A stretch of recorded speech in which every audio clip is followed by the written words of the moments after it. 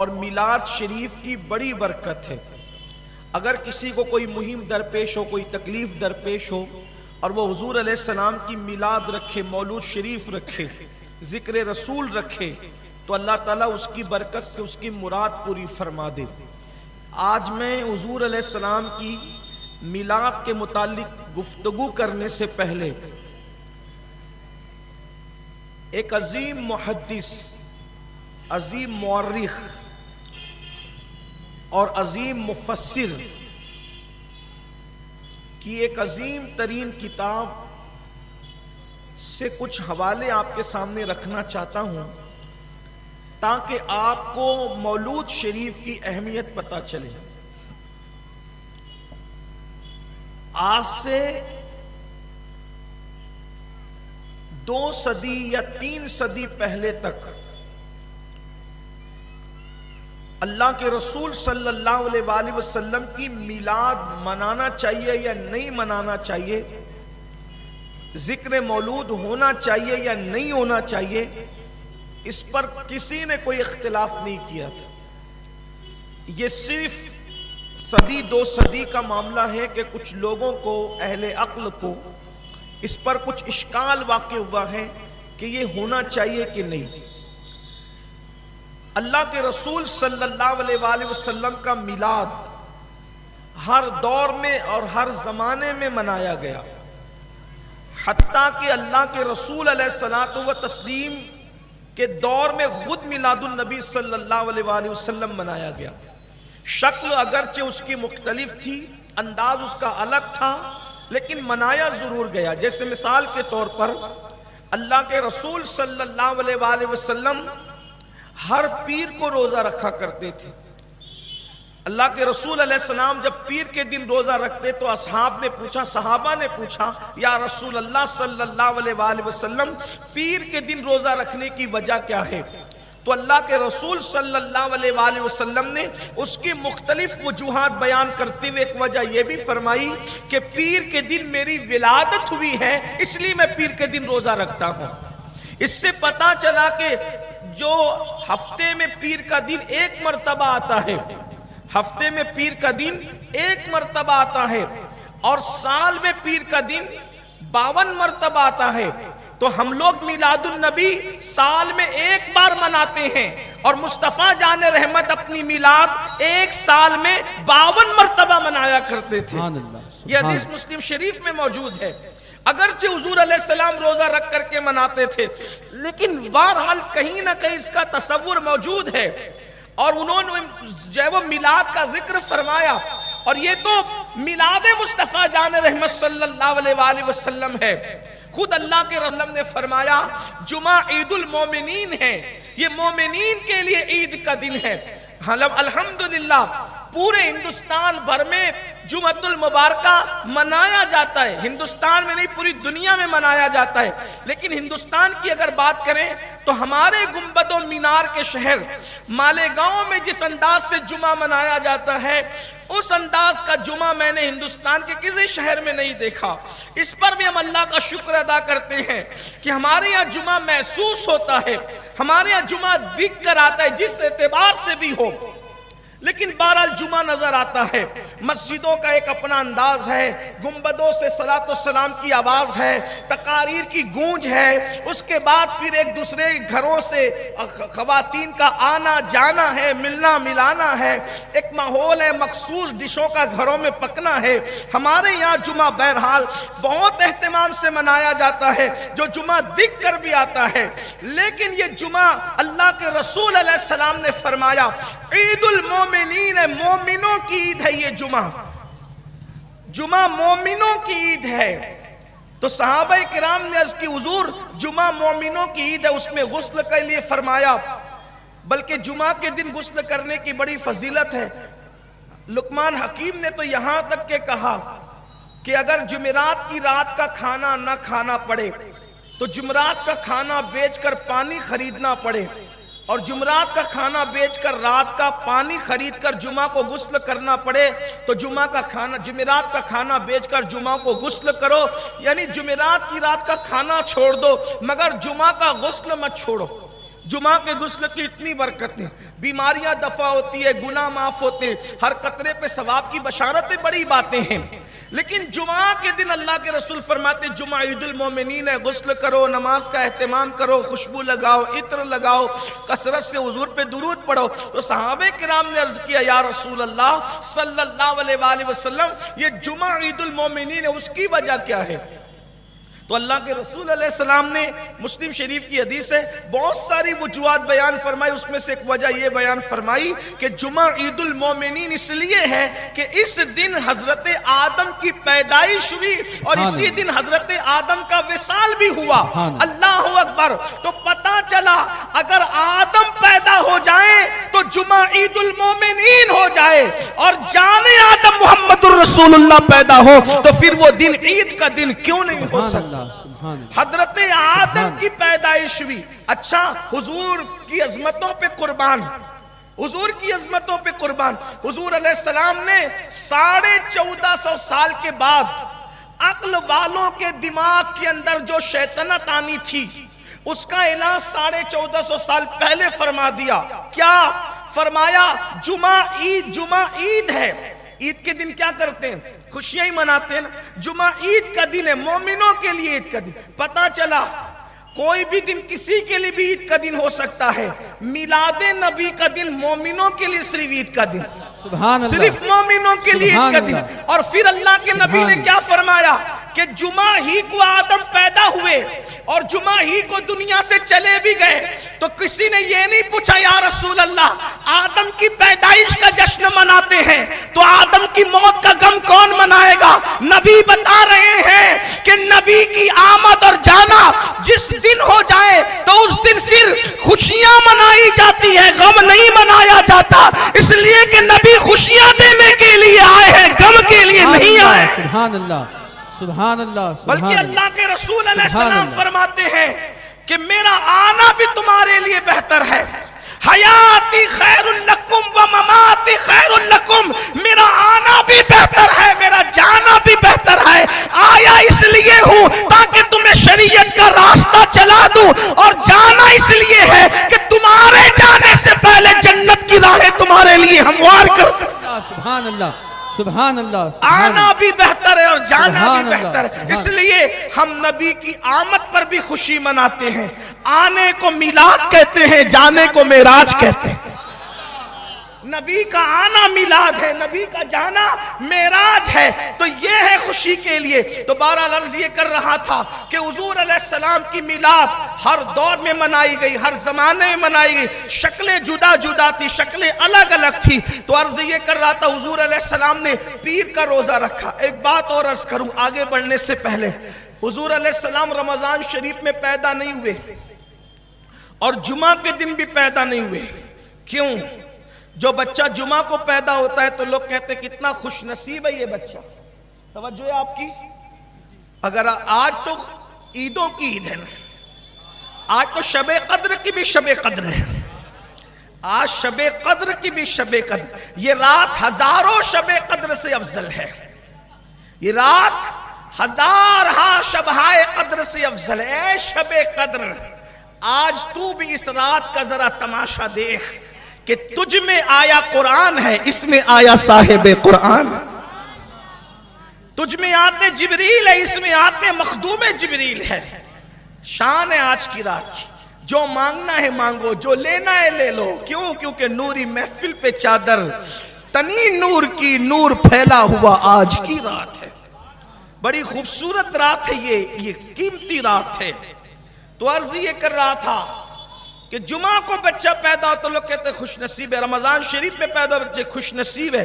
اللہ نے انتخاب کیا، محبوب تجھے رمضان میں پیدا نہیں کروں گا، تجھے جمعہ کو پیدا نہیں کروں گا۔ کیوں؟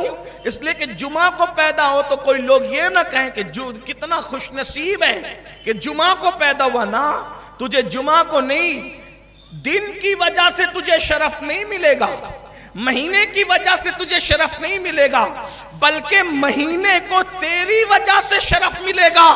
رمضان بھی ربیع الاول کو تکتا ہوگا اور جمعہ بھی پیر کو تکتا ہوگا. کیوں؟ اس لیے کہ ربیع الاول کا مہینہ آمد مصطفیٰ جان رحمت کا مہینہ ہے، اور پیر دوشنبہ کا دن مصطفیٰ جان رحمت کی ولادت کا دن ہے. دوشنبہ شریف ہے، بڑی برکت ہے اس کی. جو جانتا ہے وہ جانتا ہے. اس لیے کہ ثواب کے سوداگروں کو کیا پتا کہ عشق والوں کا مزاج کیا ہے. عقل کہہ رہی تھی کہ جان بچانا چاہیے، عشق کہہ رہا تھا کہ آگ میں کود جانا چاہیے. یہی تو بات ہے. تو عرض یہ کر رہا تھا، میلاد ہر دور میں منائی گئی، شکلیں الگ الگ تھی. کبھی میلاد روزہ رکھ کر منائی گئی، کبھی میلاد واقعات سنا کر منائی گئی، کبھی میلاد صدقہ کر کے منائی گئی، کبھی میلاد قرآن پڑھ کر منائی گئی، کبھی میلاد رسول اللہ کی احادیث پڑھ کر منائی گئی، کبھی میلاد حلیمہ سے واقعات سن کر منائی گئی، کبھی میلاد گھر میں بیٹھ کے بچوں کو سنا کر منائی گئی، کبھی میلاد حضور کے بچپن کے واقعات ذکر کر کے منائی گئی.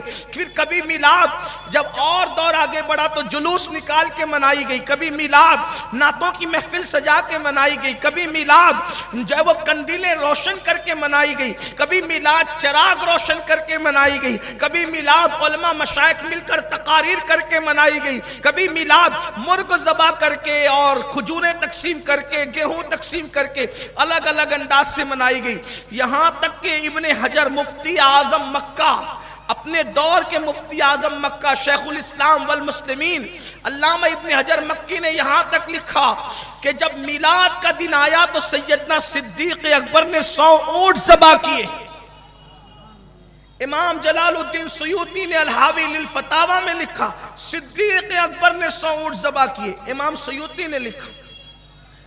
سیدنا ابو ہریرہ رضی اللہ تعالیٰ عنہ حضور کی میلاد کے دن جو ہے وہ آپ نے گیہوں تقسیم فرمائے. یہ ہوتا رہا. اب آئیے میلاد منانے پہ ملتا کیا ہے اس کو پڑھنا چاہتا ہوں. کتاب کا نام ہے نعمت الکبریٰ، مصنف مفتی اعظم مکہ شیخ الاسلام والمسلمین حضرت علامہ ابن حجر مکی شافعی قادری رحمت اللہ تعالی علیہ. بڑی شور آفاق تصنیف ہے. انہوں نے صدیق اکبر کا قول نقل کیا. لکھتے ہیں کہ افضل البشر بعد الانبیاء بالتحقیق سیدنا ابو بکر صدیق رضی اللہ تعالیٰ عنہ فرماتے ہیں کہ جس نے میلاد النبی پر 1 درہم بھی خرچ کیا، صدیق اکبر کہہ رہے ہیں جس نے میلاد النبی پر 1 درہم خرچ کیا وہ جنت میں میرے ساتھ داخل کیا جائے. 1 درہم خرچ کیا، صدیق اکبر کہہ رہے ہیں وہ میرے ساتھ جنت میں جائے گا. فاروق اعظم خلیفہ دوم جس کے بارے میں اللہ کے رسول صلی اللہ علیہ وآلہ وسلم نے فرمایا کہ میرے بعد اگر کوئی نبی ہوتا تو وہ عمر ابن خطاب ہوتے. اللہ کے رسول علیہ السلام کے دوسرے جانشین دوم حضرت سیدنا عمر ابن خطاب فرماتے ہیں کہ جس نے میلاد النبی کی تعظیم کی، میلاد النبی کا احترام کیا، میلاد النبی کا اکرام کیا، گویا اس نے اسلام کو نئی زندگی عطا کر دی. فاروق اعظم فرما رہے ہیں عثمان ذوالنورین جن کے نکاح میں حضور کی 2 شہزادیاں تھی، ایک کے بعد ایک، اور ان کو ذوالنورین کا لقب ملا. نور کی سرکار سے پایا دوشانہ نور کا، ہو مبارک تم کو ذوالنورین جوڑا نور کا.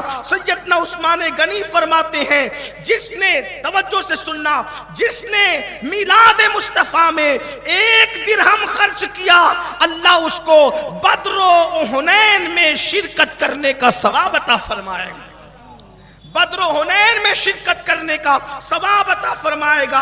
اور میرے مولا مشکل کشا خاتم الولایت فاتح خیبر اللہ اکبر حسنین کے بابا اخی رسول زوج بطول امام المشارق والمغارب حلال مشکلات والنوائب سیدنا علی بن ابو طالب خلیفہ 4 فرماتے ہیں جن کے بارے میں میرے امام کہتے ہیں اصل نسل صفا وصل وجہ خدا باب فصل ولایت پہ لاکھوں سلام. حضرت مولا مشکل کشا فرماتے ہیں جس نے میلاد النبی کی تعظیم کی، میلاد مصطفیٰ کا احترام کیا، اللہ اکبر، فرماتے ہیں میں ضمانت دیتا ہوں کہ وہ دنیا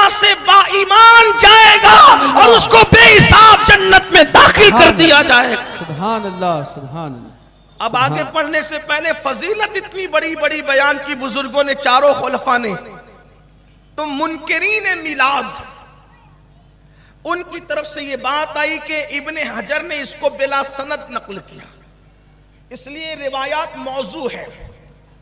موضوع اس کو کہتے ہیں کیونکہ بعد میں یہ کلپ ہو سکتا ہے، یہ شاید کاٹ پیٹ کے لوگ چلائیں گے بھی، تو پھر لوگ کہیں گے دیکھو موضوع روایت پڑھ دی، موضوع پڑھ دی، موضوع پڑھ دی۔ لوگ تو موضوع بھی صحیح نہیں بول پاتے، پھر وہ بھی کہتے موضوع پڑھ دی۔ ہاں، موضوع میں اور موضوع میں لوگ فرق نہیں کرتے۔ تو آج میرا موضوع موضوع نہیں ہے، آج تو میرا موضوع میلاد النبی ہے۔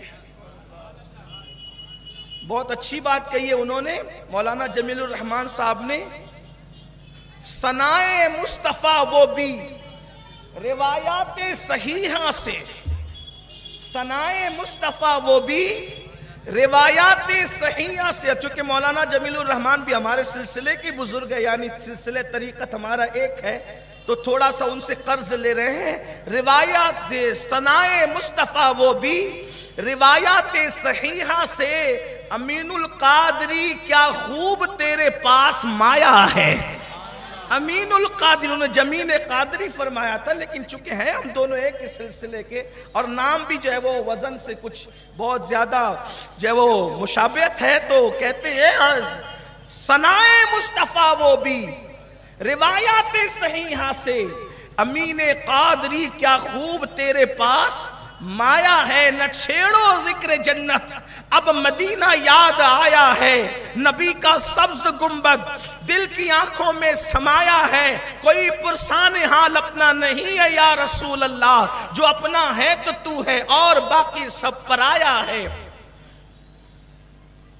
تو یہاں ایک اشکال پیدا ہوا، بلکہ پیدا کر دیا گیا کہ انہوں نے بے سند نقل کیا۔ اب چونکہ ہمارے یہاں کے کچھ فاضل بھی فضلہ خور ہے ایسے لوگوں کے، تھوڑے جملے تلخ لگے تو معاف کریں، تو ان کو دیکھ کر کے کچھ ہمارے اپنوں نے بھی کہنا شروع کیا کہ ایک دن ہم خرچ کیا میلاد پہ تو صدیق اکبر کے ساتھ جنت ملے گی، صدیق اکبر کے ساتھ جنت ملے گی ایک درہم پہ۔ انہوں نے بھی، کیونکہ تحقیق انہوں نے بھی اپنی کرنی تھی نا، تو دوسروں کو، پڑوسیوں کو دیکھ کر کے انہوں نے بکنا شروع کیا۔ یہ نہیں دیکھا اسلاف کا طرز کیا ہے۔ میری نظر میں کوئی ہے نہیں، لیکن جنہوں نے بھی کیا میں کسی کو جانتا نہیں ہوں، مگر بات آپ کے سامنے، ہمارے اپنے بھی کچھ، انہیں تو بات کرنی تھی، کہہ دی یہ بھی موضوع ہے، ابن حجر نے کیسے کہہ دیا، ابن حجر نے کیسے کہہ دیا۔ لیکن یاد رکھنا کہ جو لوگ جدید تحقیق کے نام پہ اسلاف کی روش کو ترک کر رہے ہیں، کل انہیں خون کے آنسو رونا پڑے گا۔ ایک محقق صاحب نے تو یہاں تک کہہ دیا کہ رسول اللہ کے دور میں میلاد ہوتا کہاں تھا، تو جو یہ درہم و دینار خرچ کرنے کی بات آئی، یہ کب ہوتا تھا، وہ کب ہوتا تھا۔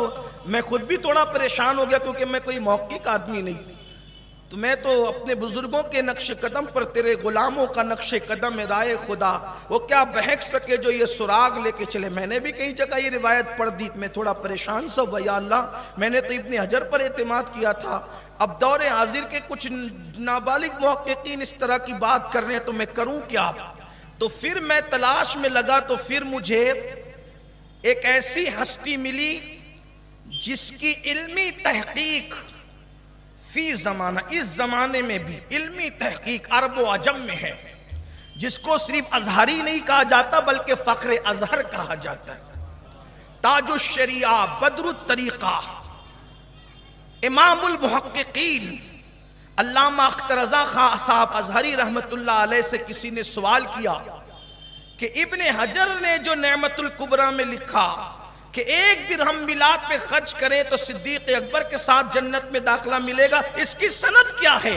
اور اس کو دیکھ کر کے کچھ محققین نام نہاد کہتے ہیں کہ یہ موضوع ہے، تو پھر اس کی سند کیا ہے؟ قربان علامہ ازہری کے مزار پر اللہ رحمت و نور کی برسات فرمائے، اپنے بزرگوں کے سچے وارث، امام اہل سنت کے علوم کے سچے وارث، کیا جملہ کہا آپ نے، اور وہ جملہ کہہ کر ہمارے کلیجوں کو اور عشاق کے کلیجوں کو ٹھنڈا کر دیا۔ فرمایا ابن حجر کے قول پر لوگ سند مانگتے ہیں، ابن حجر کا لکھ دینا ہی ہمارے لیے سب سے بڑی سند ہے۔ سبحان اللہ سبحان اللہ ابن حجر نے کہہ دیا ہمارے لیے سبحان سند، اس سے بڑھ کے کہاں سے سند لائیں؟ اور پھر آپ نے فرمایا محدثین جو روایت لیتے ہیں ان کا اپنا انداز ہے، اور صوفیہ جو روایت لیتے ہیں وہ لوگ کشف سے بھی روایت لے لیتے ہیں، اسی لیے بہت مقام پر جہاں تک محدث نہیں پہنچ پاتا صوفیہ کشف کے ذریعے سے اس کو حاصل کر لیتے ہیں۔ اسی لیے ابن عربی جو روایتیں بیان کرتے ہیں بہت ساری جگہ نہیں ملتی، علامہ حضرت داتا علی حجویری بیان کرتے ہیں بہت ساری جگہ نہیں ملتی، امام غزالی بیان کرتے ہیں بہت ساری جگہ نہیں ملتی۔ کیوں؟ اس لیے کہ محدثین کا انداز ایک اپنا ہے، وہ بھی بڑا محتاط ہے، لیکن صوفیہ کا اولیاء اللہ کا جو انداز ہے وہ کشف کے ذریعے سے بھی حاصل کر لیتے ہیں۔ بلکہ میلاد کے منکرین بھی کہتے ہیں کہ علامہ امداد اللہ مہاجر مکی رحمت اللہ علیہ کو جب کسی حدیث پر اشکال ہوتا تو وہ ڈائریکٹ رسول اللہ سے پوچھ لیا کرتے تھے۔ تو جب بات آپ بھی مانتے ہیں تو پھر ہم بھی یہ کہتے ہیں حاجی امداد اللہ صاحب اگر پوچھ سکتے ہیں تو ابن حجر کو بھی تو پوچھنے کے لیے یہ میدان جو ہے اس کی اجازت ہے۔ بہرحال تو عرض یہ کر رہا تھا اس طرح کے اشکالات لوگ پیدا کرتے ہیں، کرتے رہے ہیں، لیکن میلاد پر کتنی بڑی برکت کی بات ہے۔ صدیق اکبر کہہ رہے ہیں کہ میلاد میں، اب میں نے چونکہ تاج الشریعہ کا حوالہ پڑھ دیا، اب میں اس پر آپ کے سامنے عرض کرنا چاہتا ہوں کہ صدیق اکبر کہہ رہے ہیں کہ ایک درہم جس نے میلاد میں خرچ کیا وہ میرے ساتھ جنت میں جائے گا۔ فاروق اعظم کہہ رہے گویا اس نے اسلام کو زندہ کر دیا۔ عثمان غنی کہہ رہے بدر و حنین میں شرکت کا اجر اللہ اس کو عطا فرمائے گا۔ مولا مشکل کشا تو کہہ رہے ایمان پر خاتمہ ہوگا انشاءاللہ اور وہ بے حساب جنت میں جائے گا۔ کتنا بڑا کرم ہے، اس لیے میلاد مناؤ فلاح پاؤ، میلاد مناؤ فلاح پاؤ، میلاد مناؤ جنت میں جاؤ، میلاد مناؤ مصطفیٰ جان رحمت کا قرب پاؤ۔ اب یہاں ایک اشکال یہ پیدا ہو رہا ہے کہ بھئی صدیق اکبر کے ساتھ ایک درہم خرچ کرنے پہ جنت کیسے مل سکتی؟ تو مجھے ایک دوسری روایت یاد آئی، الامن والعلا میں امام اہل سنت نے اس حدیث کو لکھا اور بھی جگہ لکھی، توجہ کرنا۔ حضرت یوسف علیہ السلام جب دنیا سے جانے لگے تو ان کی قوم میں جھگڑا ہو گیا۔ ابھی یہ حدیث میں نہیں آیا ہے جو میں پڑھنے جا رہا ہوں، اس کا میں پہلے بیک گراؤنڈ بیان کرتا ہوں، پہلے اس کو سنیں پھر اس کے بعد حدیث پر آتا ہوں۔ یوسف علیہ السلام جب دنیا سے جانے لگے تو قوم میں جھگڑا ہوا، سب یوسف علیہ السلام کو چاہتے تھے، پورا مصر چاہتا تھا، احسانات تھے حضرت یوسف علیہ السلام۔ تو اس وقت کسی نے کہا میرے محلے میں یوسف علیہ السلام کو دفن کیا جائے، ہمارے محلے میں کیا جائے، ہمارے محلے میں کیا جائے، ہمارے سب اپنے اپنے محلے میں چاہتے تھے۔ دیکھو کتنے اچھے لوگ تھے اس دور کے کہ بزرگوں کے وصال کے بعد وہ چاہتے تھے ہمارے محلے میں۔ آج کل کے لوگ بزرگوں کے وصال کے بعد چاہتے کہ میرے محلے میں نہیں، ایسا بھی ہے، جیتے جی چاہتے تھے لیکن مرنے کے بعد میرے محلے میں نہیں۔ یہ حالات بدلتے رہتے، لیکن بہرحال تو حضرت یوسف علیہ السلام تک یہ بات پہنچی تو حضرت یوسف علیہ السلام نے فرمایا ایک کام کرو کہ میرا تابوت دریا میں دفن کر دو، اس کا پانی لگ کر آئے گا تو سب کو ملے گا، سب کو برکت ملے گی۔ لیکن میں وصیت کرتا ہوں کہ جب بنی اسرائیل مصر چھوڑ کر جانے لگی تو وہ جہاں میرا مزار ہوگا وہاں سے میرا مزار کو کھولیں گے، تابوت نکالیں گے، اور بنی اسرائیل ہجرت کر کے جب لوٹیں گے تو پھر مجھے بھی لے کر جائیں گے اور جہاں میرے باپ داداؤں کا مزار ہے وہی مجھے دفن کرو۔ اس پر سب لوگ متفق ہیں۔ میں سمجھتا ہوں کہ سورہ یوسف کی تفسیر جن لوگوں نے لکھی حضرت یوسف علیہ السلام کے وصال میں سب نے یہ بات لکھی۔ حضرت یوسف علیہ السلام کی کیا وصیت تھی کہ بنی اسرائیل، چونکہ بنی اسرائیل آئے تھے کس کے دور میں؟ یوسف علیہ السلام کے دور، بلکہ سورہ یوسف کی آمد بھی اسی ضمن میں ہے کہ پوچھا گیا تھا کہ بنی اسرائیل مصر کیسے پہنچے، تو بتایا گیا کہ حضرت یوسف پہنچے، پھر اس کے بعد سب پہنچے۔ تو حضرت یوسف علیہ السلام کے علم میں یہ بات تھی کہ ایک دن بنی اسرائیل جیسے آ جائیں ویسے ایک دن ان کو ہجرت کر کے واپس جانا پڑے گا۔ تو آپ نے کہا کہ جب بنی اسرائیل جائیں گے تو مجھے بھی ساتھ لے جائیں گے، یہ وصیت ہے۔ بہرحال حضرت یوسف علیہ السلام کا مزار رہا، پانی بہتا رہا اور لوگ اس سے برکت حاصل کرتے رہے۔ اس سے پتہ چلا، دیکھیے روایت تو پڑھی جاتی ہے لیکن اس سے کچھ روشنی بھی لی جاتی ہے نا۔